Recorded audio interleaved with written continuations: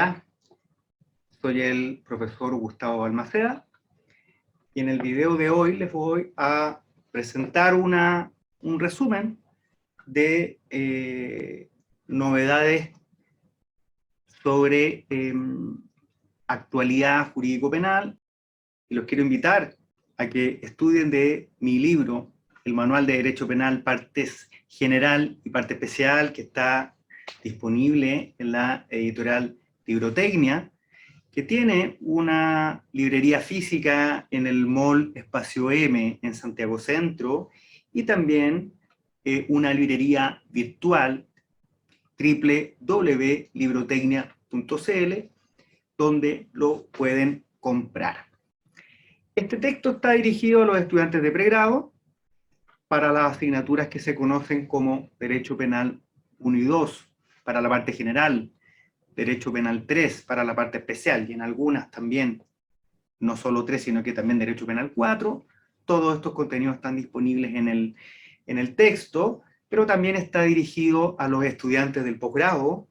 y a los abogados que litigan. Y en ese sentido tengo que decir que no es un texto sesgado, no toma posturas siempre a favor de la Fiscalía o la Defensoría, sino que trato de tomar posturas en relación con la coherencia con la teoría del delito que defiendo, que es propia de un Estado social y democrático de derecho. Sin más, los invito a estudiar del texto y espero muy sinceramente que les sea de mucha utilidad. Ahora vamos a revisar, comentar algunos fallos relevantes. Primero, tenemos sentencia Roll 1390 del 2021, seguido en la Corte de Apelaciones de La Serena. Con fecha 15 de febrero de 2022, la Corte de Apelaciones de La Serena acogió el recurso de nulidad interpuesto por los representantes de la víctima y, en este caso también querellante, en contra de la sentencia de 15 de diciembre de 2021, dictada por la tercera sala del Tribunal de Juicio Oral en lo Penal de La Serena, anulándola, al igual que el juicio oral que la precedió. En efecto, se dedujo recurso de nulidad en contra de la sentencia que fuere notificada a las partes en la audiencia de fecha 15 de diciembre de 2021, dictada por la tercera sala del Tribunal de Juicio Oral en lo Penal de La Serena, que por unanimidad de sus miembros condenó al imputado como autor de un delito de porte ilegal de arma de fuego, previsto y sancionado en el artículo 9 de la ley 17.798 en relación con el artículo 2, letra B de la misma normativa, cometido el día 27 de abril del año 2020, y absolverlo del otro cargo de la acusación que lo pretendía como autor de un delito de femicidio supuestamente perpetrado el día 27 de abril del año 2020.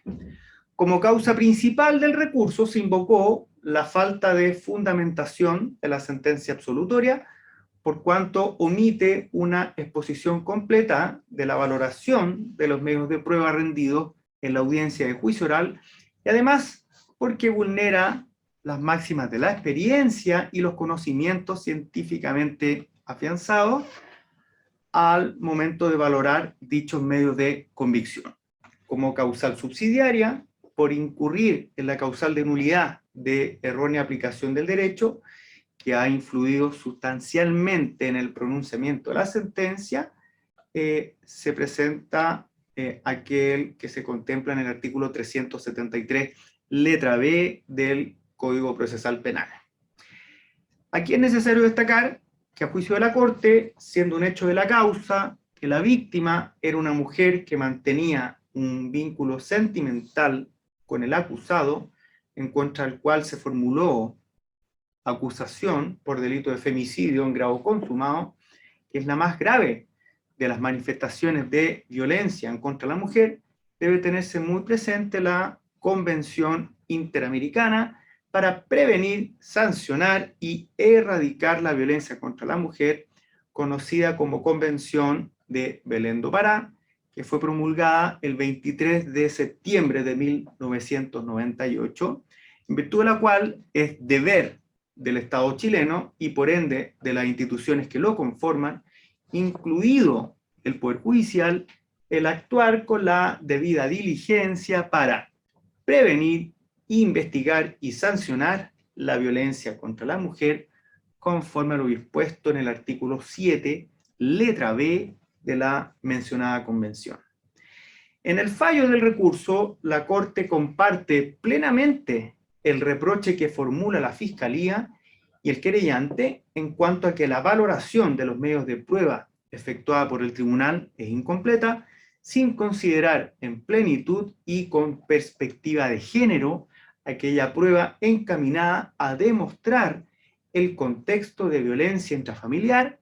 reiterada y habitual que sufría la víctima, sumado al otro cúmulo de antecedentes agregados al proceso, como la prueba pericial balística y química producida con miras a desarrollar la versión exculpatoria del acusado, antecedentes que solo son enunciados y desechados, pero no analizados. Es así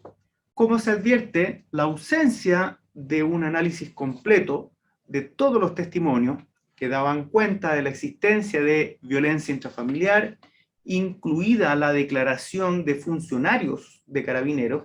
que acudieron en varias ocasiones por denuncias formuladas por la víctima en contra de su conviviente y que es minimizada al punto de ser un antecedente invisibilizado en la sentencia,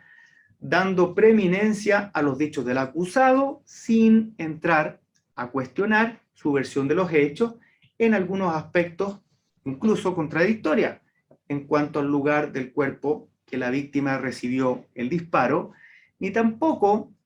sopesa la circunstancia que intentó hacer desaparecer el arma y que fueron 2 los disparos percutados, antecedente este último, que a lo menos podía hacer dudar acerca de la teoría del caso fortuito, dadas las características del arma, que conforme a los dichos del acusado era una pistola calibre 32 automática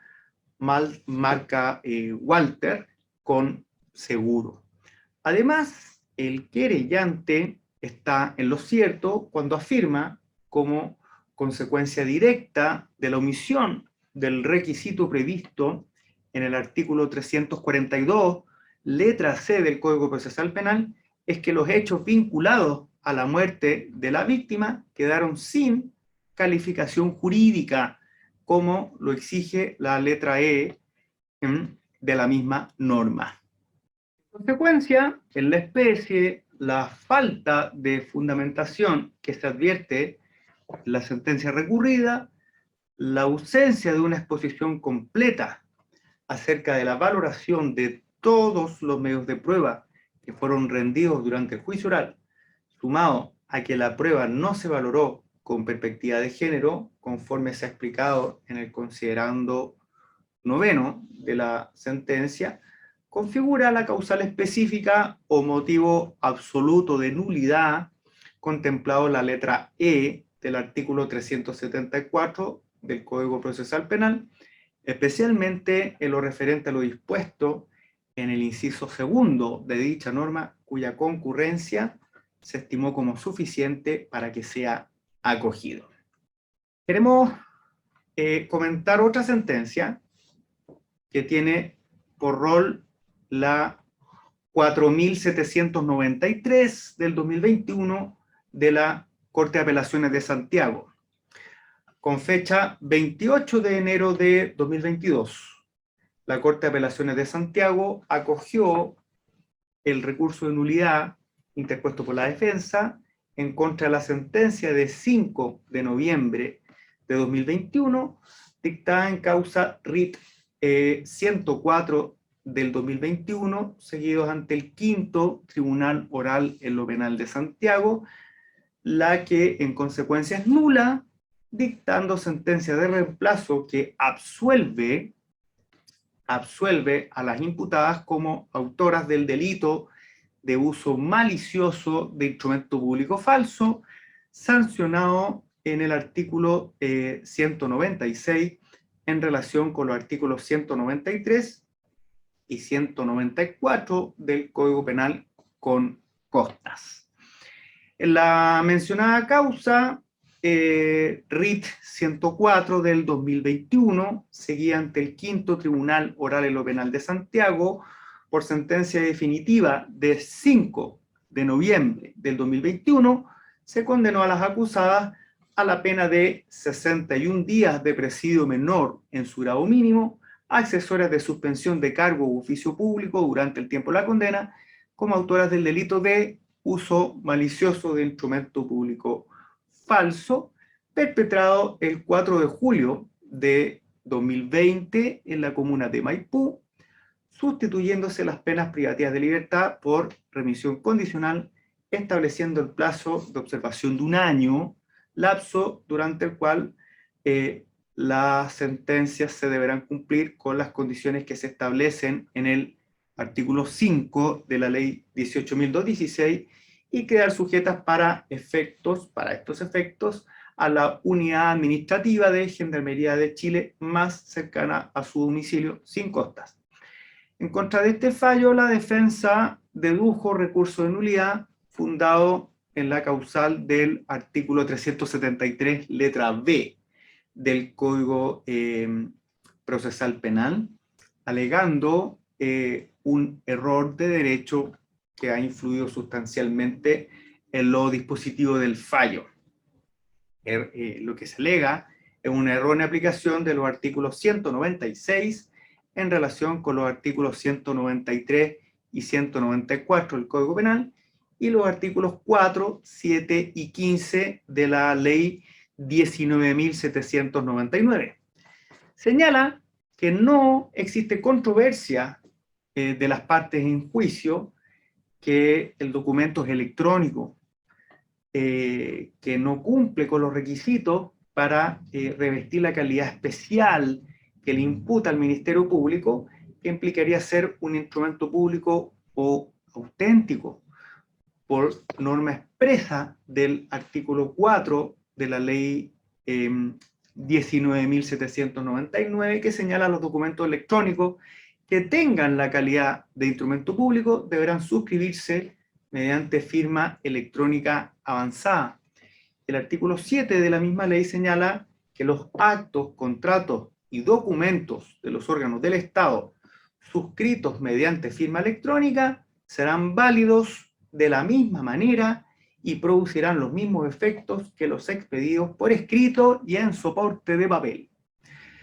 Por lo que, para que tengan la calidad de instrumento público o surtan los efectos propios de este, deberán suscribirse mediante firma electrónica avanzada. La Corte razona que para que dicho documento electrónico adquiera la calidad de instrumento público por expresa disposición de las normas invocadas, debe contar con firma electrónica avanzada, entendiéndose que la hay si concurren las exigencias objetivas que se enumeran en el artículo 15 de la mencionada ley 19.799, las que el tribunal estima se reunirían por una errada calificación jurídica de la norma, señalando lo siguiente: ya que tanto la firma que presenta el documento, el código QR y el código de verificación han sido creadas de manera tal que se puede verificar la identidad de la persona que firmó, impidiendo que desconozca la integridad del documento y su autoría, y vinculándolo con el documento originario. Como se observa, el tribunal interpreta que las características que presenta el permiso de desplazamiento emitido por la Comisaría Virtual de Carabineros de Chile, que contiene un código QR y un código de verificación, permitirían verificar la identidad de la persona que firmó, impidiendo que desconozca la integridad del documento y su autoría,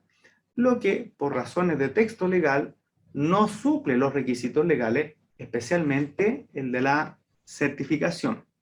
Con todo, la calificación jurídica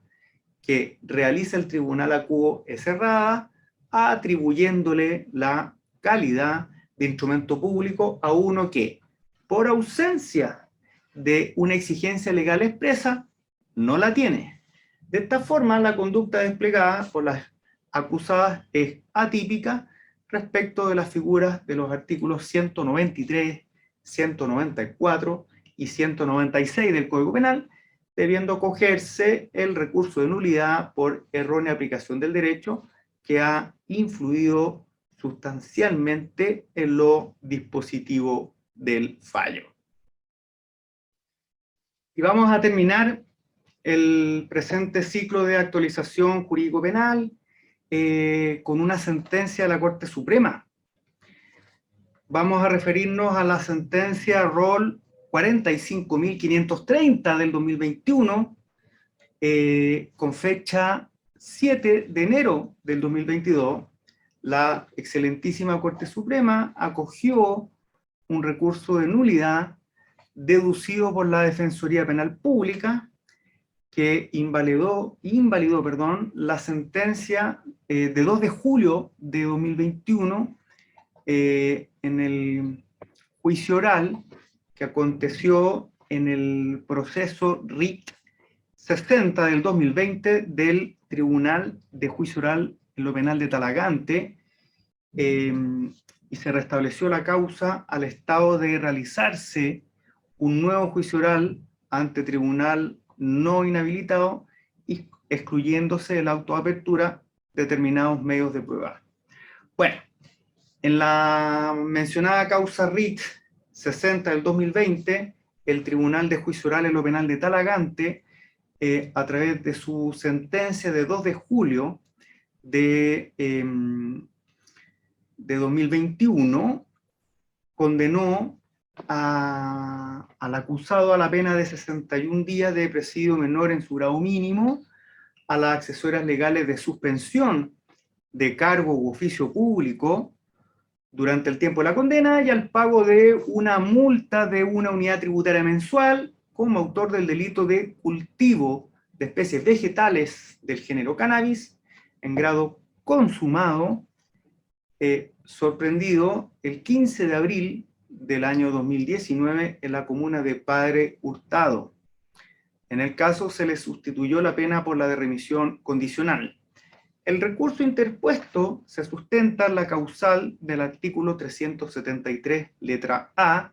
del Código Procesal Penal. La mencionada infracción de garantías se sostiene que resultaba evidente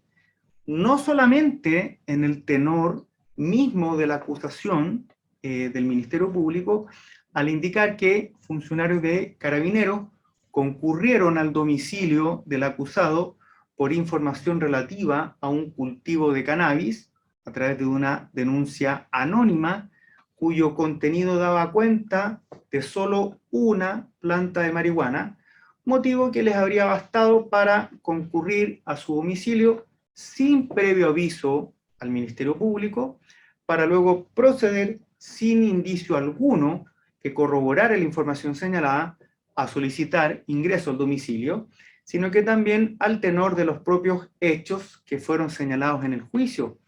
Así, mediante la declaración de uno de los funcionarios que participaron en el allanamiento y posterior detención del acusado, indica que habría recibido por medio de CENCO una denuncia anónima, la cual daba cuenta que en su domicilio se encontraba una planta de marihuana. Lo anterior, y de acuerdo con su declaración, amparado en lo dispuesto los artículos 83 y 205 del Código Procesal Penal. En el caso en comento, según el parecer de los sentenciadores, la policía habría actuado en virtud de un indicio válido y suficiente que los habilitaba para llevar a cabo el allanamiento, el que fue obtenido a partir de la mencionada denuncia anónima recibida por personal policial, motivo por el cual concurren al domicilio del acusado, ratificada según los dichos policiales al momento en que el condenado reconoce tener una planta de marihuana para su consumo personal, procediendo con dichos antecedentes al registro de la morada del imputado previo consentimiento de éste. Sin embargo, la morada del imputado, a propósito de la situación que estamos comentando, me estaba refiriendo al bien jurídico, ya vamos a referir un poco a esto, la conclusión no es aceptable, porque, como ha señalado reiteradamente la Corte Suprema, en lo que dice relación con la garantía constitucional del debido proceso, el cumplimiento de la ley y el respeto a los derechos garantizados por la Constitución, no conforman que los jueces están llamados a apreciar con absoluta libertad, sino que nos estamos refiriendo a presupuestos de legitimidad para la emisión de cualquier pronunciamiento sobre el caso que se someta a su consideración. Me explico. Semejante comprensión de los intereses en juego, vamos ahora al tema, entrando a cómo se infringe la garantía en relación con el bien jurídico. En la decisión de los conflictos penales y la incidencia del respeto de las garantías constitucionales involucradas en la persecución, tiene su adecuada recepción en el inciso tercero del artículo 276 del Código Procesal Penal. Además, entiende la Corte que tampoco es posible considerar que en este caso se haya estado ante una situación de flagrancia. Aquí a lo que me estaba refiriendo a propósito del domicilio y el bien jurídico, intimidad, etc. ¿Por qué? Porque no se estaba visiblemente cometiendo un delito, ni tampoco existía un grado de certeza sobre si acababa de cometerse. De hecho, los funcionarios nada vieron. Pues tampoco hay constancia de la existencia de testigos presenciales que corroboraran la información del denunciante anónimo, ni tampoco había registro alguno de información que exceda a lo que se atestigua en juicio. En este escenario, los agentes policiales ejecutaron una incautación de evidencia al margen de la ley,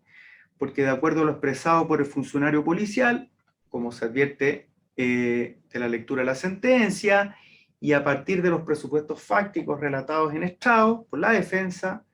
se demostró que la detención del imputado y el hallazgo de la droga y otras evidencias de cargo son la conclusión de la recepción de la denuncia anónima. Es más,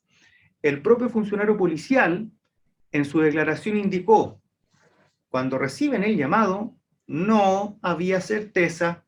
que encontrarían plantas de marihuana, pero era una probabilidad.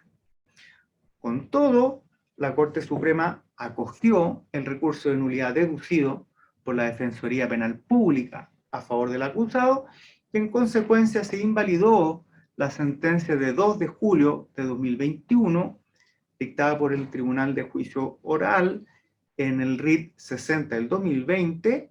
del Tribunal de Juicio Oral de Talagante, y se restableció la causa al estado de realizarse un nuevo juicio oral ante tribunal inhabilitado, excluyéndose del auto de apertura determinados medios de prueba. Bueno, y así concluimos nuestro ciclo de actualización jurídica. Muchísimas gracias.